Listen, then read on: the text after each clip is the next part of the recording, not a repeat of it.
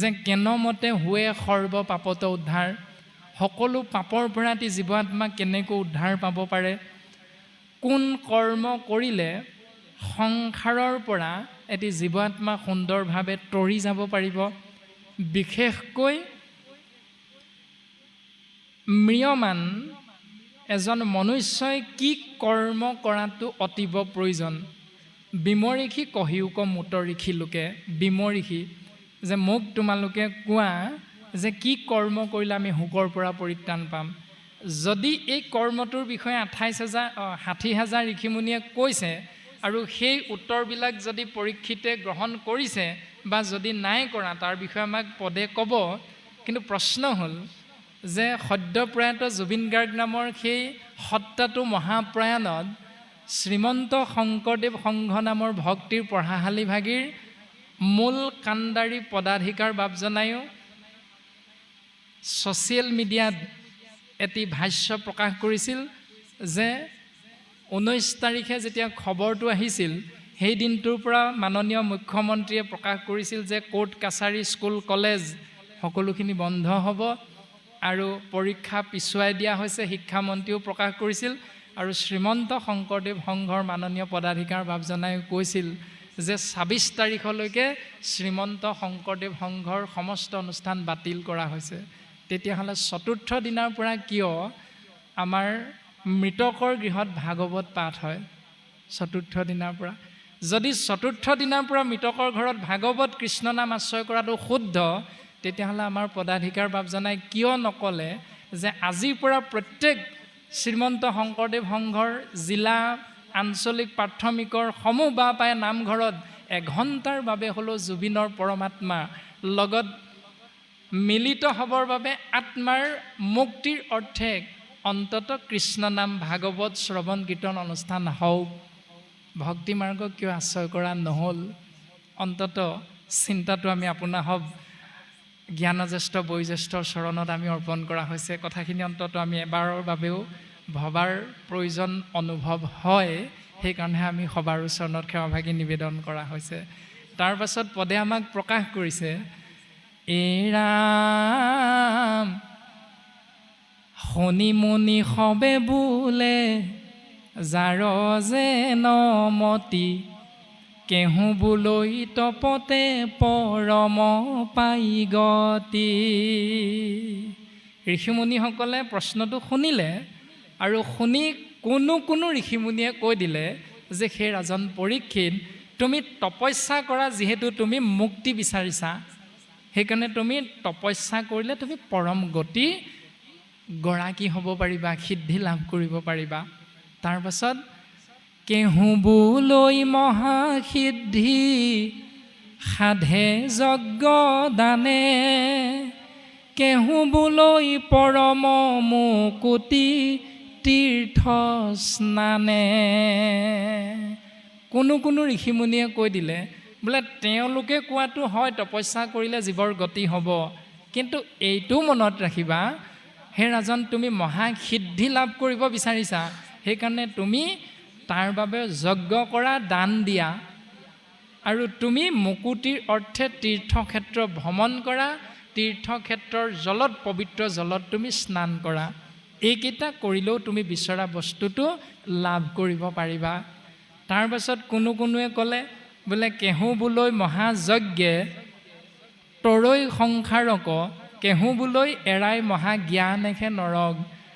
কোনোৱে ক'লে মহাসিদ্ধিৰ বাবে মহাযজ্ঞ কৰিব লাগিব, কোনোৱে ক'লে জ্ঞান মাৰ্গৰ দ্বাৰা নৰকৰ পথৰ পৰা জীৱ উদ্ধাৰ পাব পাৰিব। এনেধৰণে 60,000 ঋষিমুনিয়ে দিয়া উপদেশক ৰজা পৰীক্ষিতে গ্ৰহণ কৰিলে নে নকৰিলে? ভাগৱতৰ পদে আমাক এই জ্ঞানটো প্ৰকাশ কৰিছে,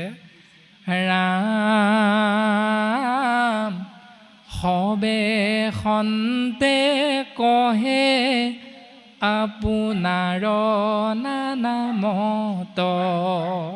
সকলোৰে দ্বাৰা প্ৰকাশিত হোৱা নানান মতক হেন শুনি ষষ্ঠ নোহে ৰাজাৰ মনত। এই উত্তৰবিলাক শুনি ৰজাৰ মনটো কিন্তু আশ্বস্ত নহ'ল। ৰজাৰ মন অসুস্থ হৈ থাকিল, খেলি মেলি হৈ থাকিল। এতিয়া পৰীক্ষিত এনেকুৱা এজন ৰজা, আপুনি আমি হয়তো 50 বিঘা 100 বিঘা মাটিৰ হয়তো গৰাকী হ'ব পাৰোঁ, মানে সিমান ধনী। আপুনি মই হয়তো 100খন গাড়ীৰ মালিক হ'ব পাৰোঁ, সিমানৰ ধনী। কিন্তু পৰীক্ষিত সাগৰা পৃথিৱীৰ 61 সম্ৰাট আছিল। তেওঁ সেইবিলাক পচন্দ কৰা নাই। তেওঁ এনেকুৱা এজন পৰম ভক্ত আছিল ঈশ্বৰৰ, যিজনে মাতৃগৰ্ভতে ভগৱন্তৰ শংখ চক্ৰ গদা পদ্ম 4 অষ্টধাৰী বিষ্ণুৰ ৰূপটো মাতৃগৰ্ভতে দৰ্শন পাই আহিছে, যাৰ বাবে তেৰাৰ প্ৰথম নাম হ'ল বিষ্ণুৰাত। তাৰ পাছতে দ্বিতীয় নামটোহে পৰীক্ষিত, প্ৰথম নাম হ'ল বিষ্ণুৰাত। গতিকে সেইজন পৰম বৈষ্ণৱে কেনেকৈ মানি ল'ব যে এইবিলাক কৰ্মৰ দ্বাৰা জীৱৰ মুকুতি হ'ব? কেতিয়াও নহয়। সেইকাৰণে তেৰাৰ মন আশ্বস্ত নহ'ল, আৰু আশ্বস্ত নোহোৱাৰ লগে লগে তেওঁ পুনৰ দুখত শোকত ম্ৰিয়মান হৈ আছে। তেনেতে ঈশ্বৰৰ কৃপাত মুনিৰ ভিতৰত শ্ৰেষ্ঠ শোকগুৰুৰ আগমন হ'ল, আৰু যেতিয়াই শোকগুৰুৰ আগমন হ'ল তেতিয়া ৰজা পৰীক্ষিতে পুনৰ শোকগুৰুৰ চৰণত সেই সেৱাভাগী নিবেদন কৰিছে, যি ভাগী ইতিমধ্যে 60,000 ঋষিমুনিৰ চৰণত অৰ্পণ কৰিছিল। ৰাম দেৱৰু দুৰ্লভ তজু দৰ্শন, অন্তকালে পাইলো আমি, আন হেতু নাই কৃষ্ণৰে হে কৃপা, কিনো ভৃত প্ৰিয় স্বামী। ইয়াতে সাগৰা পৃথিৱীৰ গৰাকী ৰজা পৰীক্ষিতৰ স্বভাৱটো, আচৰণটো প্ৰকাশ হৈ আছে, যে ইমান ধনী হোৱাৰ পাছতো ৰজা পৰীক্ষিতৰ আচৰণটোলৈ আমি মন কৰিব লাগিব, যে দেৱৰো দুৰ্লভ, যাক দেৱতাই বিচাৰিলেও সাক্ষাৎ দৰ্শন পাব নোৱাৰে, তেনেহেন মহামুনি হে শুকদেৱ, তোমাৰ কৃপা আমি লাভ কৰিলোঁ অন্তকালে।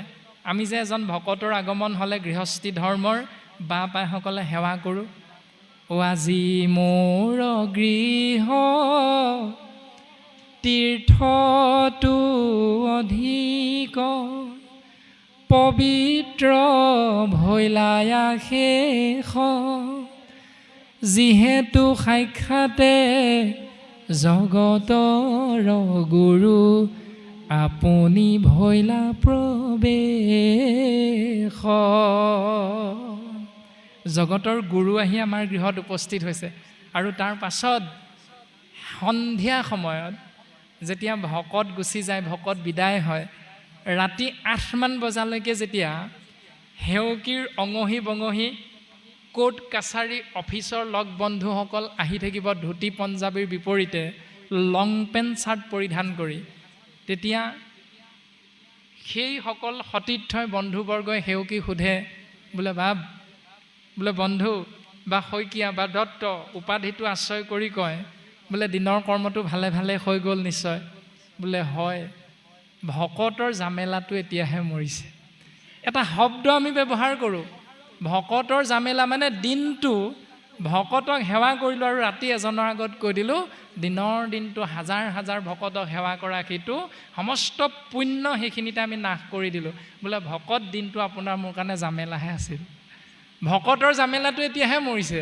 আৰু আমি আৰম্ভণিতে এজন ভকতক সেৱা কৰিছিলোঁ, আজি মূৰ গৃহ তীৰ্থটো অধিক, পবিত্ৰ ভৈলা আশেষ। আৰু ভকত বিদায়ৰ পাছত কৈ দিলোঁ, বোলে ভকত জামেলাহে আছিল। গতিকে এনেধৰণে বাক্যৰ দ্বাৰা প্ৰকাশিত শব্দ ব্ৰহ্ম যেতিয়ালৈকে আমাৰ সংযত নহ'ব, তেতিয়ালৈকে আমি কোন সমাজত আছোঁ, কোন অনুষ্ঠানত আছোঁ, এইটো নামে বিচাৰ নকৰে। গতিকে আমাৰ আচাৰ ধৰ্ম, মুখৰ ধৰ্ম, যাক বাক্যৰ ধৰ্ম বুলি কৈছে, চকুৰ ধৰ্ম, কৰ্ণৰ ধৰ্ম, হাতৰ ধৰ্ম, যিবিলাক ভাগৱতৰ 2য় স্কন্ধৰ পদবন্ধে আমাক কৈ যাব, সিমানখিনি পামগৈ নাই নাজানো। সময়ৰ প্ৰতি লক্ষ্য ৰাখি আমি আগবঢ়াবলৈ চেষ্টা কৰা হ'ব, কিন্তু আমি কেনেধৰণে আশ্ৰয় কৰি আছোঁ এইটো অন্তত আমি বুজিবলৈ চেষ্টা কৰাটো প্ৰয়োজন।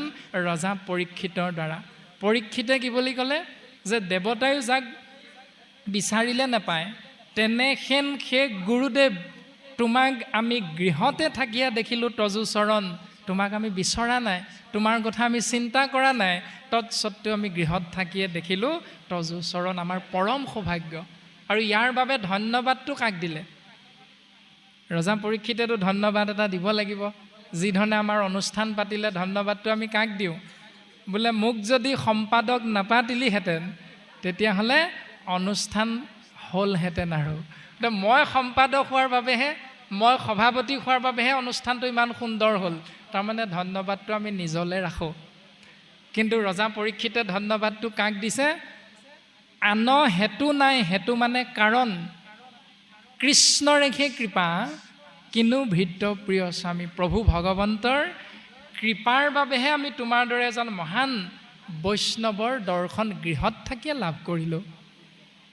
ইমান সুন্দৰ এজন জ্ঞানৱন্ত পৰম বৈষ্ণৱ, ইমান ধনী সসাগৰা পৃথিৱীৰ গৰাকী ৰজা পৰীক্ষিতৰ আচাৰটো, ৰজা পৰীক্ষিতৰ মনৰ যিটো ধৰ্ম ভাৱনা তাক প্ৰকাশ কৰিলে। এতিয়া আমি প্ৰত্যেকে কি কৰোঁ? আমি অন্নমুঠি লাভ কৰিবৰ বাবে পথাৰত গৈ যেতিয়া কঠীয়া পাৰোঁ, কঠীয়া পাৰোঁতে আমাৰ বাপসকলে কি বুলি কয়? সকলোৰে জ্ঞাত কথাখিনি, একেবাৰে বাস্তৱ।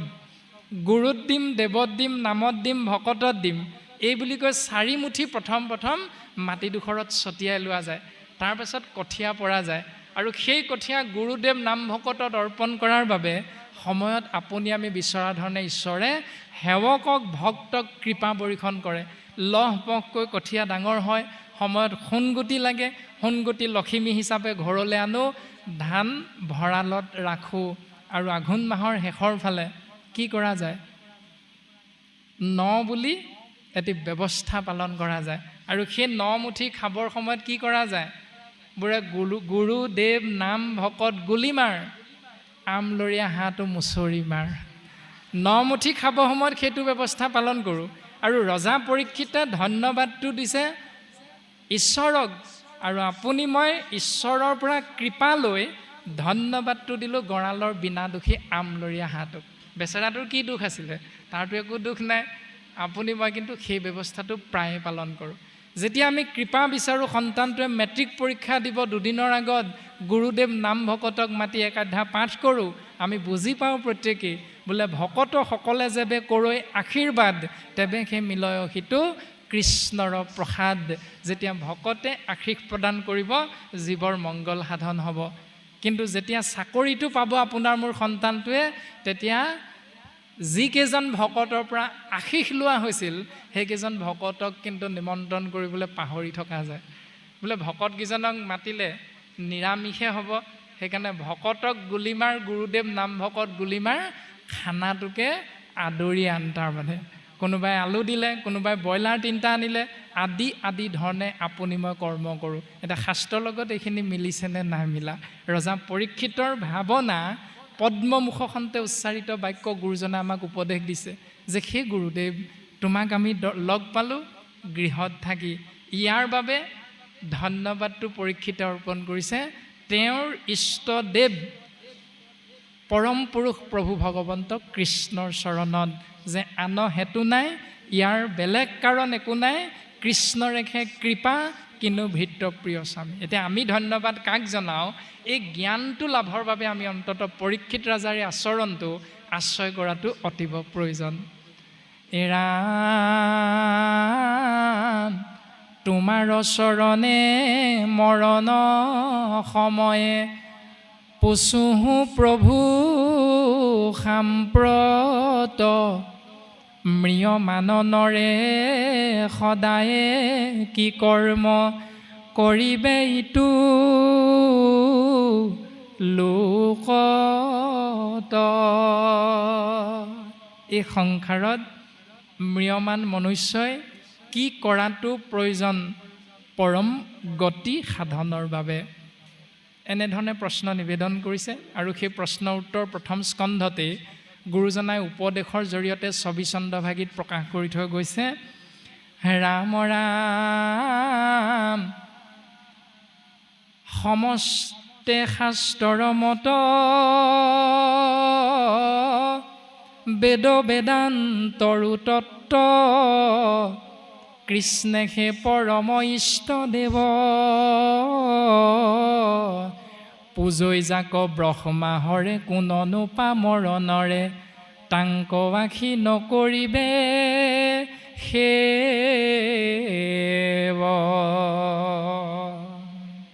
সেই সুধীবৃন্দ, তোমালোকে শুনাচোন যে সকলো শাস্ত্ৰই এটাই মত প্ৰকাশ কৰিছে যে কৃষ্ণই হ'ল সমস্ত জীৱৰ গুৰি, তেওঁৱে হ'ল আমাৰ সমস্ত জনাৰে পৰম ভজনীয় তত্ত্ব, যাক সৃষ্টিকৰ ব্ৰহ্মাদেৱ সংহাৰকৰ্তা শিৱই নিৰন্তৰে সেৱা কৰি থাকে।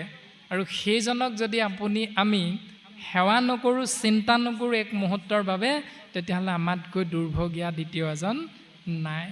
বৰ্তমান আমাৰ 40 বছৰ হওঁ, কিন্তু 40 বছৰ পৰ্যন্ত জন্মৰ পৰা জ্ঞান হ'বৰ দিন ধৰি টেলিভিশ্যনৰ পৰ্দাত, মোবাইলৰ পৰ্দাত আজিলৈকে এষাৰি বাক্য নুশুনিলোঁ। বাক্যশাৰী কি? অসম মুলুকত সাম্প্ৰতিক সময়ত যিমান পূজা হৈ থাকে, গণেশ পূজাকে ধৰি, দুৰ্গা পূজাকে ধৰি, শিৱৰাত্ৰিকে ধৰি যিমান কমিটিয়ে উদযাপন কৰে নিয়মবিলাক, কোনো এখন কমিটিয়ে ছ'চিয়েল মিডিয়াত এবাৰো নক'লে যে আমাৰ পূজাভাগীৰ বাবে অসম মুলুকৰ সমূহ বাপাইক বা ভক্তক আমি আমন্ত্ৰণ জনাইছোঁ আমাৰ পূজাস্থলীলৈ। কোনোবা এদিনা কোৱা শুনিছেনে? ক'ৰবাত কোৱা শুনিছেনে আপোনালোকে? আমি কিন্তু নাই শুনা।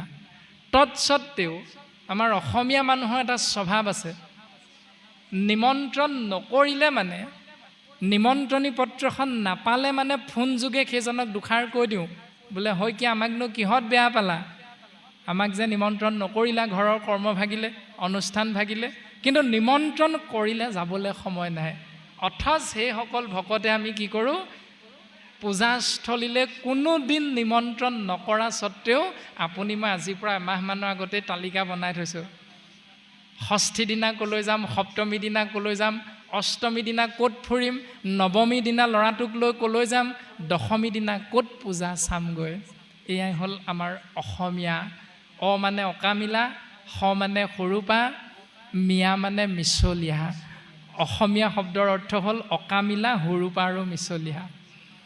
গতিকে আমি তেনেকুৱা এখন সমাজ, তেনেকুৱা এটা জাতি, আমি যে নিমন্ত্ৰণ নকৰিলে গালি পাৰোঁ, কৰিলে আপোনাৰ মোৰ সময় নাই, আৰু য'ত নিমন্ত্ৰণ নকৰে তাত গৈ আমি হেঁচা ঠেলা কৰি থাকোঁ। সেয়া আমাৰ স্বভাৱ। আৰু শাস্ত্ৰই কৈছে যে পৰম পুৰুষ ইষ্টদেৱ হ'ল কৃষ্ণ তত্ত্ব, সেইজনাৰ যদি চৰণ চিন্তা নকৰোঁ, তেতিয়াহ'লে আমাতকৈ দুৰ্ভগীয়া দ্বিতীয় এজন নাই। আৰু তেওঁক সেৱা কৰিবৰ বাবে যিবিলাক নিয়ম আমি পালন কৰিব লাগে, তাকেই কোৱা হৈছে ভাগৱত মহাধৰ্ম। আৰু যেতিয়া এই প্ৰশ্ন শুনা পালে ৰজা পৰীক্ষিতৰ পৰা মহামানী শুকগুৰুৱে, তেতিয়া গুৰুজনাৰ স্বভাৱটো প্ৰকাশ কৰিছে। বৰ্তমান শিষ্য পৰীক্ষিতৰ স্বভাৱ প্ৰকাশ কৰিলে, ইয়াৰ পাছত পদে আমাক গুৰুৰ স্বভাৱটো প্ৰকাশ কৰিছে। ৰাম কৃষ্ণ পদ পংকজক হৃদয়ত ধৰি দিলন্ত সিদ্ধান্ত তাংক সাধুৰ বাদ কৰি। পোনে পোনে কৈ দিয়া নাই যে হে ৰাজন, তুমিনো এই সাধাৰণ প্ৰশ্নটোকে নাজানানে? এই বুলি ইটিকিং কৰা নাই, ককৰ্থনা কৰা নাই। বিপৰীতে ভগৱন্ত পুৰুষৰ পদুম ফুলৰ নিচিনা চৰণ যুগলক হৃদয়ত চিন্তা কৰি, ধাৰণ কৰি, শিষ্যৰূপী ৰজা পৰীক্ষিতৰ প্ৰতি সেৱা নিবেদন কৰিছে।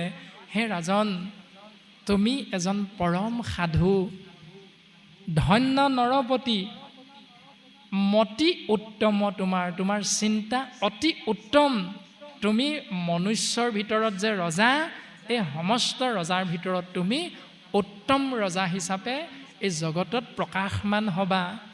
হে ৰাজন, পচিলাহা যিটো কথা সংসাৰতে সাৰ, তুমি মোক যিটো কথা প্ৰশ্ন হিচাপে অৱগত কৰিছা, এই প্ৰশ্নটো যি জীৱই আশ্ৰয় কৰিব সেই সমস্ত জীৱ পৰম আত্মা কৃষ্ণ তত্ত্বৰ কৃপাধন্য হ'ব, যদিহে সেই প্ৰশ্নটোৰ উত্তৰ স্বধৰ্ম হিচাপে পালন কৰিবলৈ চেষ্টা কৰে। ৰাম মুখ্যৰু সাধন ইটো জগতৰে হিত, লভিলা মুকুতি যিটো তাহাৰো বাঞ্ছিত। মুখ্যৰু সাধন ইটো জগতৰে হিত।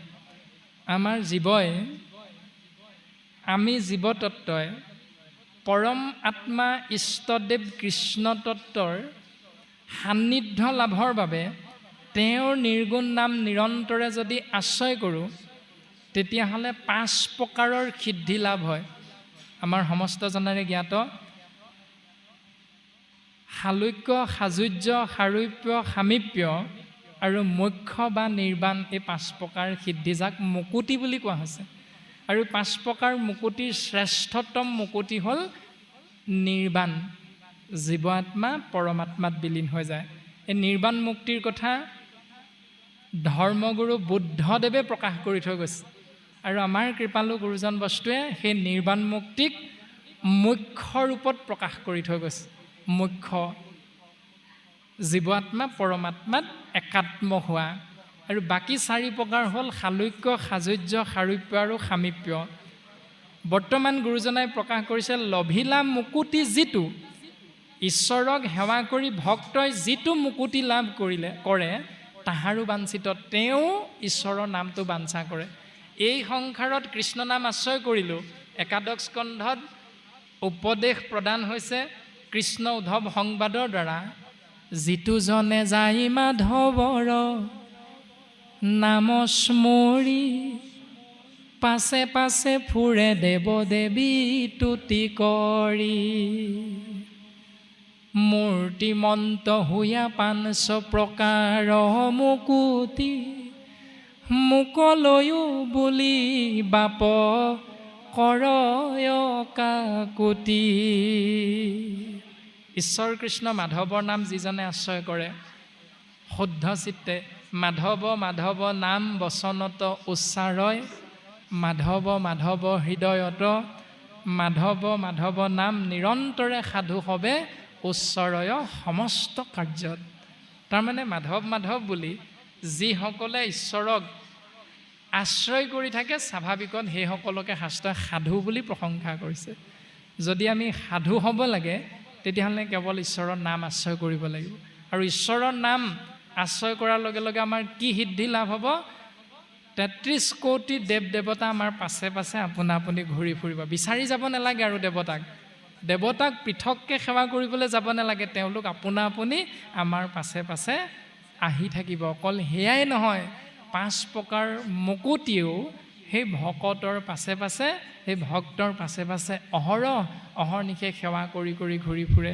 গতিকে আমি ঈশ্বৰৰ নাম লৈ এই সংসাৰৰ পৰা যেতিয়া গতি কৰিম ইহলোকৰ পৰা পৰলোকলৈ, তেতিয়া পৰলোকত আমাৰ লাভ হ'ব কি? শালুক্য মুকুতি, মানে ভগৱন্ত য'ত থাকে বৈকুণ্ঠ ধাম, আমি তাত থাকিবলৈ পাম। আৰু তাত থাকিলে আমি কি পাম? কেৱল ঈশ্বৰৰ নাম। সাযুজ্য মুকুতি, তেওঁৰ সমান শক্তিৰ গৰাকী হ'ম।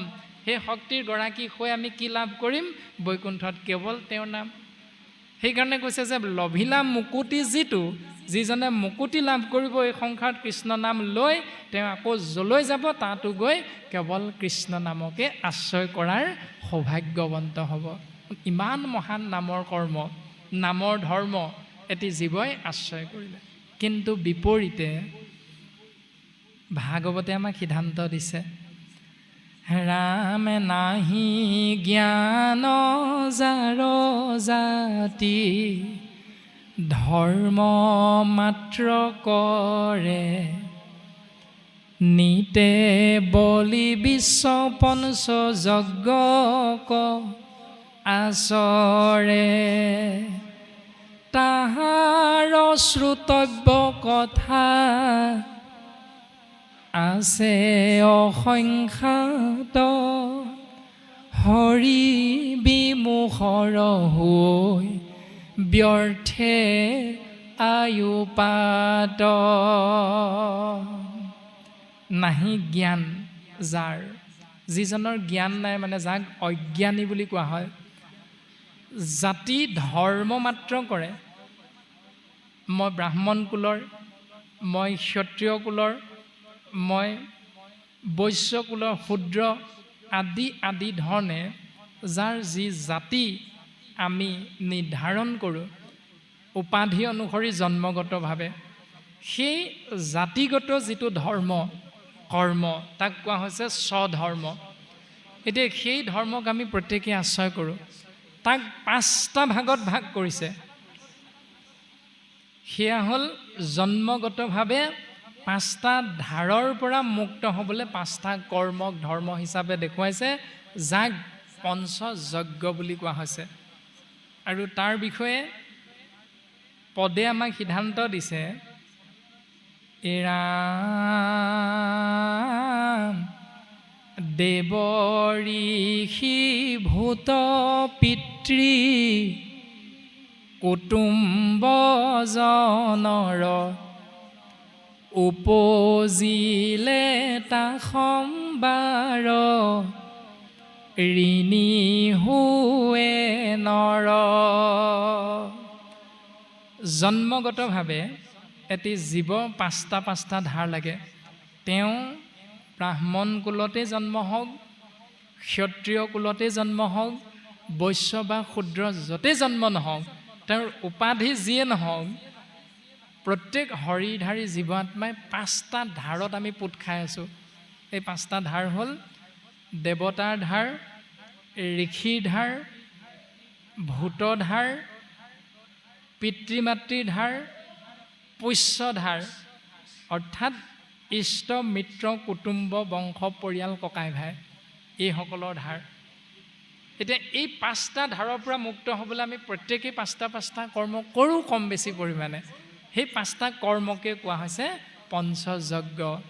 এতিয়া দেৱতা ধাৰৰ পৰা বা এই 5টা কৰ্মৰ পৰা মুক্ত হ'বলৈ আমি যিটো কৰ্ম কৰোঁ, সেই পঞ্চযজ্ঞৰ দৰ্শনটোক কেনেধৰণে আশ্ৰয় কৰোঁ? ৰাম হোমে দেৱৰী নখোজে তৰ্পণে ঋষিৰ বলিদানে ভূত শ্ৰাদ্ধ আদিয়ে পিতৃৰ সমভাৱে সুহৃদ জনৰ খোজে ঋণ। সমভাৱে সুহৃদসকলৰ ধাৰৰ পৰা মুক্ত হৈ থাকিব পাৰি। কিন্তু গুৰুজনাই কৈছে, এহি ভাৱে ঋণী সদা ভকতি বিহীন। এই 5টা ধাৰৰ পৰা মুক্ত হৈ থাকিবলৈ 5টা কৰ্ম ধৰ্ম হিচাপে যজ্ঞ ৰূপত আশ্ৰয় কৰিলেও যদি তুমি প্ৰকৃততে শাস্ত্ৰসন্মতে ভক্তিক আশ্ৰয় কৰা নাই, তেতিয়াহ'লে 5টা যজ্ঞ কৰ্ম কৰা নকৰা একেটাই কথা। এতিয়া কৰোঁ নকৰোঁ সেইটো আপোনাৰ আমাৰ প্ৰত্যেকৰে নিজৰ নিজৰ চিন্তা। এতিয়া কৰিম নে নকৰিম? হোম যজ্ঞ কৰোঁ। আহোম সম্প্ৰদায় প্ৰায় হোম যজ্ঞ চকলং পথাৰে আমি আমাৰ গৃহস্থী ধৰ্ম পালনত সন্তানক বিবাহৰ কৰ্মটো পালন কৰোঁ। তাৰ পাছত পিতৃ মাতৃ পৰলোকগামী হ'লে অস্থি আমি গংগা যমুনা বা ওচৰতে থকা ব্ৰহ্মপুত্ৰত আমি অস্থি উটাই থৈ আহোঁ। সেইটো তাৰ পাছতে বলিদান প্ৰক্ৰিয়াৰে এতিয়া যিটো শক্তি উপাসক দুৰ্গা পূজা হৈছে, ইয়াত জন্মগত জাতিগত হিচাপে যিসকলে শক্তি উপাসনা কৰে তেওঁলোকে দশমী দিনা বা এনেধৰণে 4 দিনত নিৰ্দিষ্ট এটি জীৱতত্ত্বক, হৰিধাৰী জীৱতত্ত্বক তেওঁলোকে সেই ইষ্ট দেৱতাৰ আগত বলি ৰূপত অৰ্পণ কৰিব, তেওঁলোকক বধ কৰিব। সেই ইষ্টদেৱৰ সন্তুষ্টিৰ অৰ্থে নিজৰ মংগল কামনা কৰি এনেধৰণে। তাৰ পাছত কোনো সম্প্ৰদায়ৰ লোকে নিৰ্দিষ্ট সময়ত এবছৰৰ মূৰত কেতিয়াবা বাৰ্ষিক কৰ্ম কৰে, সেই বাৰ্ষিক কৰ্মত এটা কুকুৰা বলি দিয়া নিয়ম আছে নিজৰ ধৰ্ম অনুসাৰে, জাতিগত ধৰ্ম অনুসাৰে। এনেধৰণে আমি যিবিলাক কৰ্ম কৰোঁ সেইবিলাক স্বাভাৱিক অৰ্থত বলিদান বুলি কোৱা হয়। তাৰপাছত শ্ৰাদ্ধ পিণ্ডৰ জৰিয়তে পিতৃ মাতৃ ধাৰৰ পৰা মুক্ত হোৱা যায়। তাৰপাছত সমভাৱাপন্ন হৈ আমি বংশ পৰিয়াল ককাই ভাইৰ লগত থকা ধাৰৰ পৰা মুক্ত হ'ব পাৰোঁ। এতিয়া ককাই ভাইৰ লগত ধাৰ কেনেকৈ লাগে? আমি কাৰোবাক সম্পৰ্কীয় হিচাপে বৰমা, বৰদেউতা, খুৰা, খুৰী, ভতিজা আদি সম্পৰ্কত এটি সন্তানক যেতিয়া কোলাই পাচিয়ে লৈ আমি ডাঙৰ দীঘল কৰোঁ, মৰম কৰোঁ, সেই মৰমৰ ধাৰ আমি কেনেকৈ খুজিব লাগিব?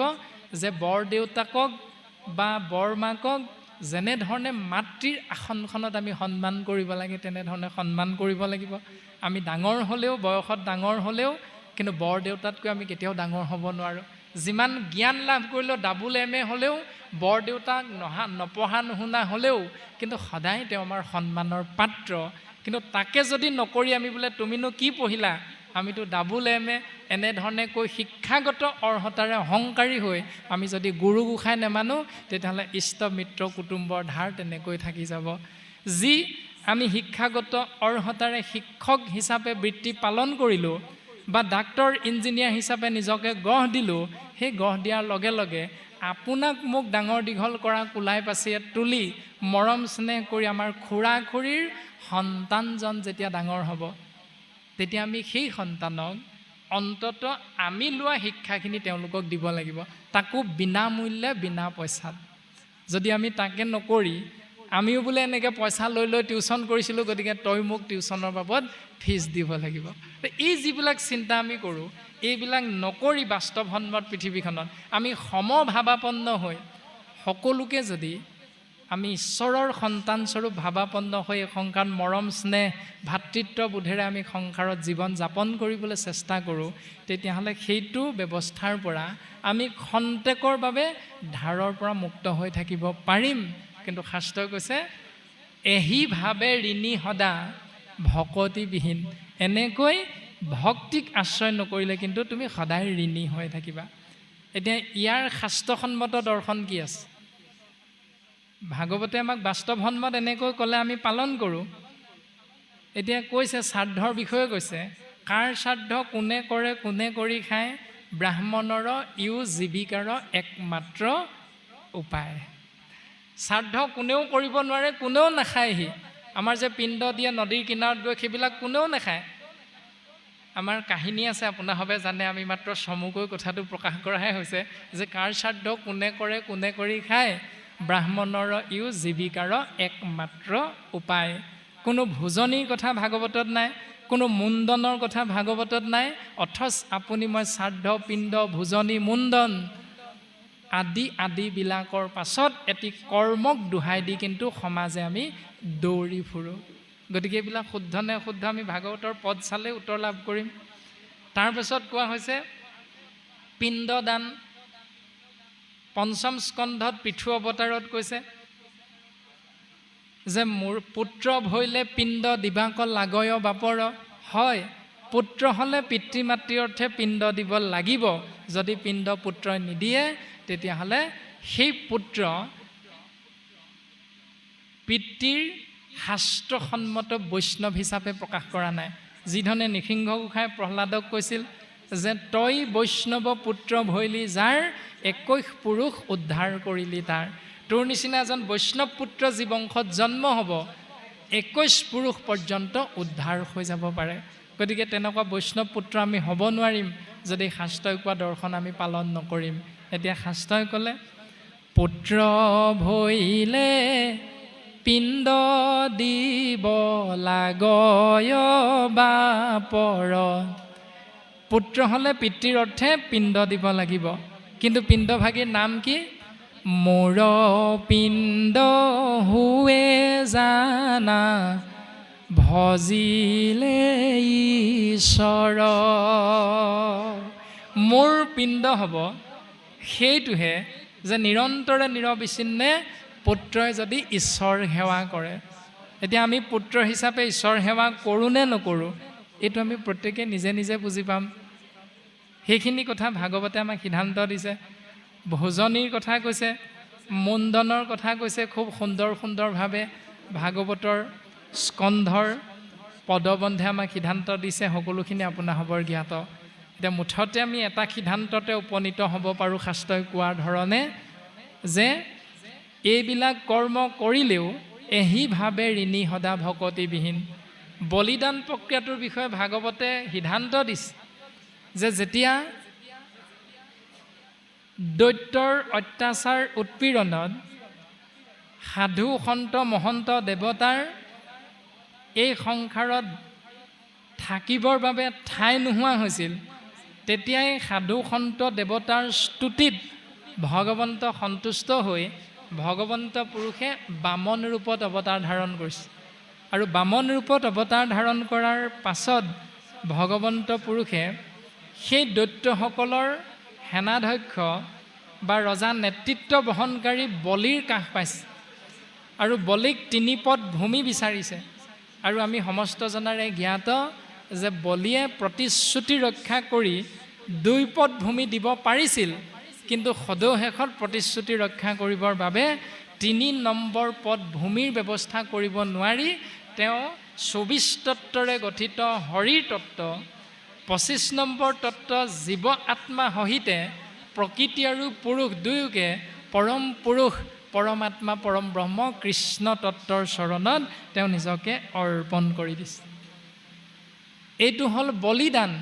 বলিয়ে যেনেকৈ নিজক সৰ্বস্ব অৰ্পণ কৰি দিছিল ভগৱন্তৰ চৰণত, তাৰ নাম হ'ল বলিদান।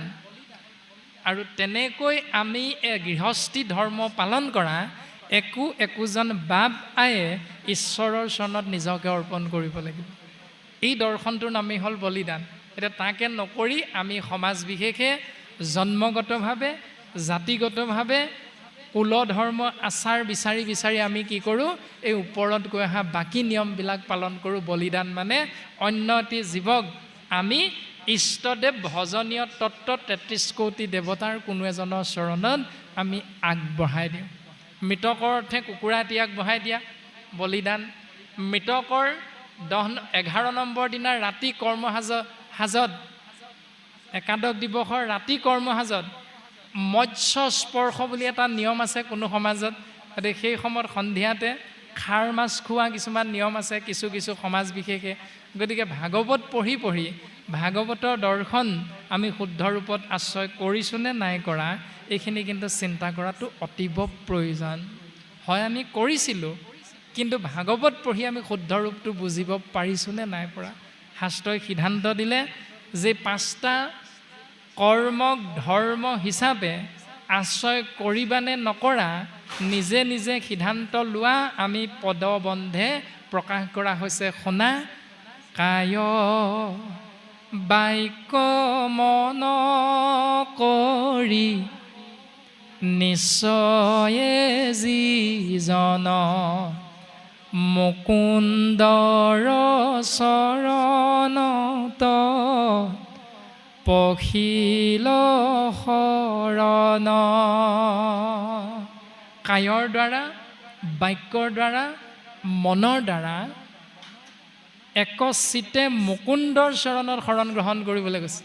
এতিয়া মুকুন্দ মানে কোন? অনন্ত কোটি ব্ৰহ্মাণ্ডৰ অধিকাৰী মহাহৰি কৃষ্ণ তত্ত্বৰ অনন্ত কোটি নামৰ এক নাম হ'ল মুকুন্দ। মো মানে মুক্তি, কুণ্ড মানে গাত। এই ভৱ সংসাৰৰূপী গাতটোৰ পৰা যদি পৰিত্ৰাণ পাব বিচাৰা তেতিয়াহ'লে মুকুন্দৰূপী কৃষ্ণ তত্ত্বৰ এক নামত কায় বাক্য মন একচিতে শৰণ গ্ৰহণ কৰা, মানে আশ্ৰয় গ্ৰহণ কৰা।